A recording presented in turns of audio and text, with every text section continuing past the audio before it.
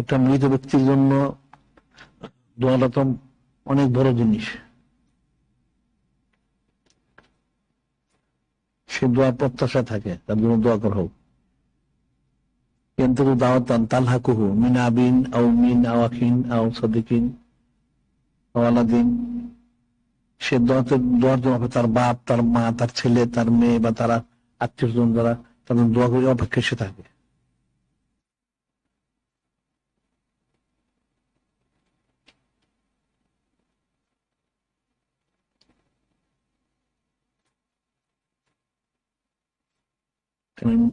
মৃত ব্যক্তির দেওয়ার কোনো ব্যবস্থা নাই। যদি তার কোনো সৎকা জারিয়া থেকে থাকে সেটা বুঝবে, আইন সব বন্ধ।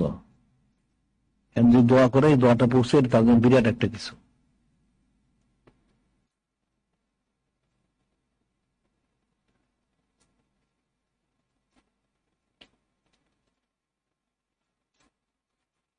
এখন তো মানুষ এই যে ইসরায়েলের সব যেটা সব করেই না মানুষ, চরম গাফেল।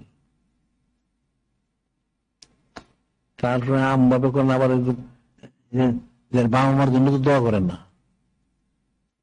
কোন সময় 5 ওয়াক্ত নামাজে কোনো দোয়াই করেন না, বা দোয়া কোনো মাহফিলও তারা করেন না। দোয়া করবে কোন সময়?